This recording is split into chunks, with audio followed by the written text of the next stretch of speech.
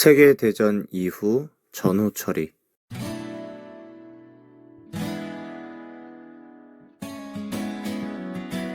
봄바람이 날리며 흩날리는 벚꽃잎이 울려 퍼질 수없음 우리 들어요. 봄바람이 날리며 흩날리는 벚꽃잎이 울려 퍼질 수없음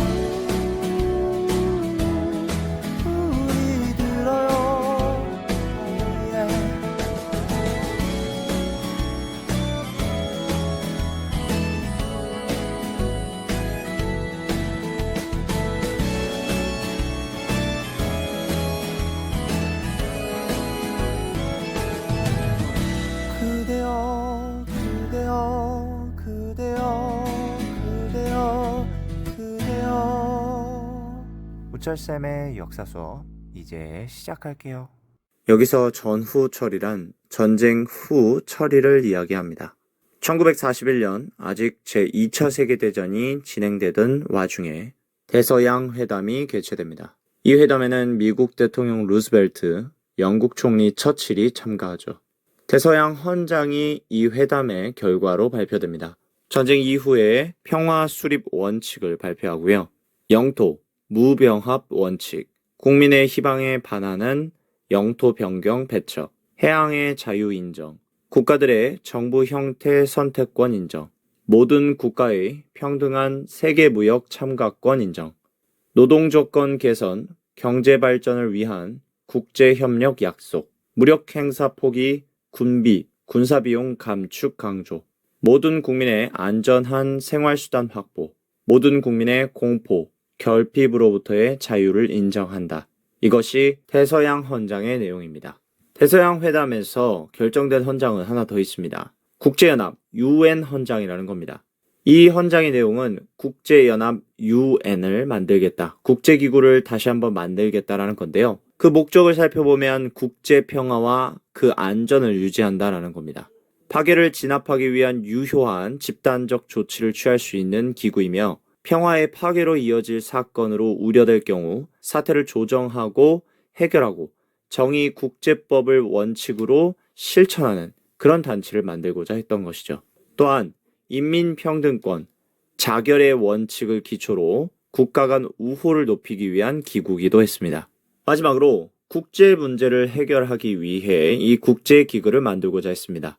차별 없이 모든 사람의 인권 자유를 존중하고 이를 위한 국제적 협력이 필요하기 때문에 이 국제연합 UN이라는 국제기구를 통해서 국가들의 협력을 이끌어내고자 했던 것이죠. 대서양 헌장이 발표된 이후 1943년 11월 아직도 전쟁 중에 있습니다. 이집트 카이로에서 회담이 열렸는데요. 이 카이로 회담에 미국 대통령 루스벨트, 영국 총리 처칠, 중국 국민당 지도자 장제스 이 세 명이 모입니다. 그리고는 그 결과로 카이로 선언이 발표되죠.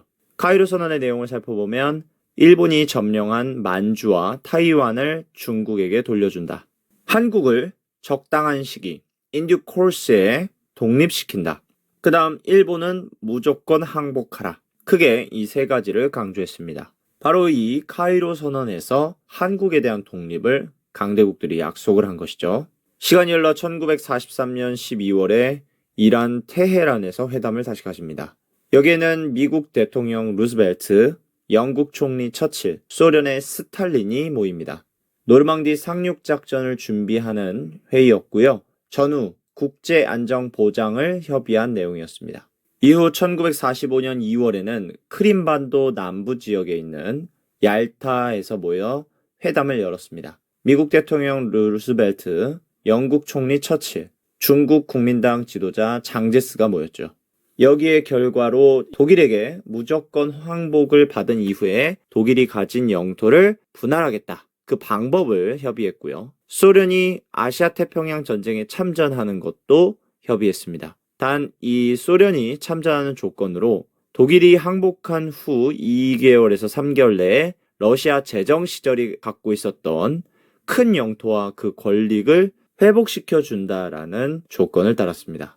이후 1945년 5월 7일 독일이 무조건 항복하자 제2차 세계대전 유럽 전쟁이 끝납니다. 그리고는 독일 포츠담 지역에서 포츠담 회담을 1945년 7월에 개최합니다. 여기에는 미국 대통령 트루먼, 영국 총리 처칠, 중국 국민당 지도자 장제스가 모이죠. 처칠은 이후 중간에 애틀리와 교체가 됩니다. 이 회담의 결과 포츠담 선언에서는 얄타 협정의 내용을 다시 확인하게 됩니다. 얄타 협정에서 한국의 독립을 약속했는데 그 내용을 포츠담 선언에서 다시 강조한 것이죠. 그리고 일본 혼자 남았으니 일본은 앞으로 무조건 항복하라라고 선언합니다. 이후 일본은 1945년 8월 15일에 항복하였고 이로써 전쟁이 끝납니다. 그리고는 국제연합 헌장에 의거 국제연합 UN을 창설하고자 합니다. 먼저 1944년 덤버턴 오크스 회의가 개최가 되어 국제연합 헌장을 근거로 국제연합을 창설하겠다. 그 준비 단계를 만들겠다라고 회의를 하죠. 이후 1945년 6월 샌프란시스코 회의가 개최되어 국제연합 창설에 동의하는 가입 서명을 50개국에게 받습니다.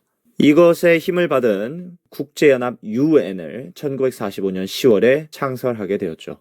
이것을 창설한 목적은 평화와 안전을 유지하고자 했던 것입니다. 이 국제연합 UN의 구성도를 살펴보면 UN 사무국, UN 안전보장이사회, UN 경제사회이사회, 유네스코, 유니세프, 보건기구 WHO, 평화유지군 UN군이 있습니다.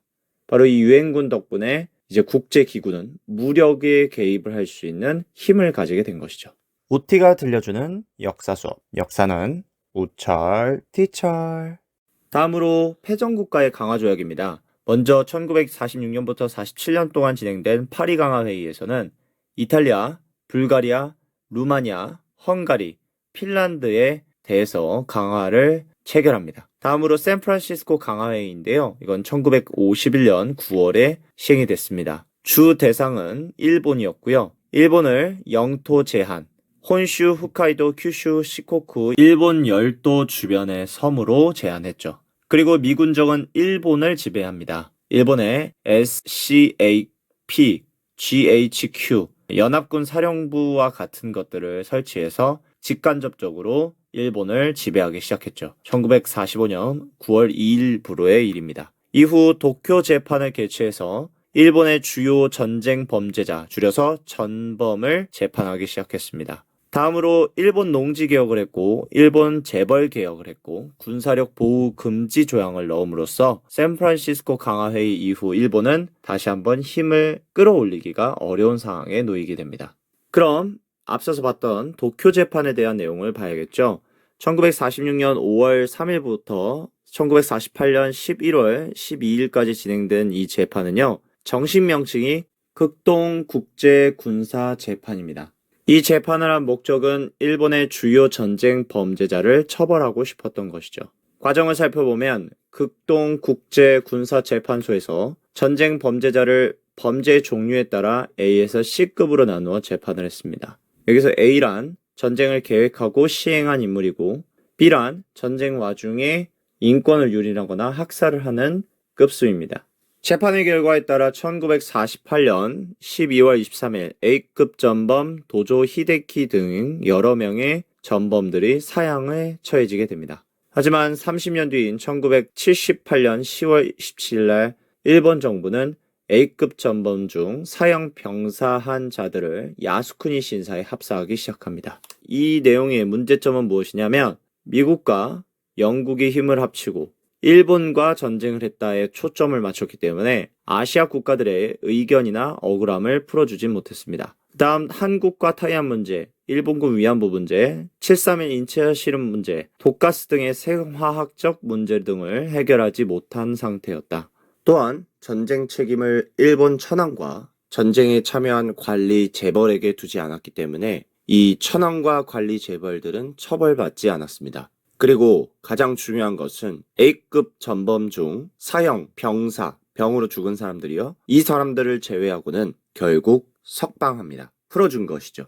이렇게 도쿄 재판, 극동국제군사재판이 끝난 이후 일본은 한동안 미국의 지배를 받게 됩니다. 이번에는 독일 관련 강화 조약 및 협정, 그 재판을 살펴보겠습니다. 독일은 앞서 얄타 협정과 포츠담 선언 내용을 기준으로 협정이 만들어집니다. 또한 니른베르크 재판을 통해서 독일이 저지른 전쟁 범죄를 재판하고 처벌했죠. 주요 전쟁을 벌인 사람, 유대인 학살 관련된 재판이 이루어집니다. 그 다음 독일 영토를 축소합니다. 오른쪽 지도와 같이 나이세 강과 오데르 강 사이에 있는 독일 동부 영토를 폴란드로 넘기게 되죠. 이렇게 독일 영토가 줄어들게 됩니다. 이와 같은 독일에 관련된 전후 처리로 인해 독일의 영토를 그리고 독일의 수도 베를린을 동서로 분단합니다. 서독은 미국, 영국, 프랑스가 점령하여 자유민주주의 진영이 되었고 독일 연방공화국이 됩니다. 또한 서베를린을 점령하죠. 동독은 소련이 점령하여 사회주의 진영이 되었고 독일 민주공화국이 됩니다. 동베를린을 점령했죠. 오른쪽 지도를 보시면 베를린은 독일 영토 기준으로 동북부에 있습니다. 따라서 서베를린은 사회주의 진영 한 가운데 놓이게 되었고 서독에서 서베를린으로 넘어가려면 비행기를 타고 가야 되는 아이러니한 상황이 되었죠. 그렇게 독일은 지금의 우리나라처럼 서독, 동독 분단 국가 형태가 되었습니다. 다음으로 오스트리아 강화 조약입니다. 1955년이고요. 오스트리아는 미국, 영국, 프랑스, 소련이 관리한다라고 결정이 되었죠.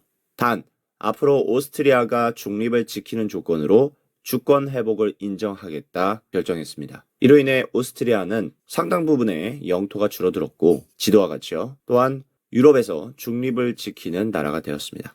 이렇게 전후 처리가 끝난 이후 세계는 자유민주주의 미국과 사회주의 소련 큰 두 국가의 대립 관계가 형성이 됩니다. 이 체제를 냉전 체제라고 하죠. 냉전 체제 이야기는 다른 영상에서 다루도록 하겠습니다. 우리는 다음 영상에서 다시 만나요. 바이바이.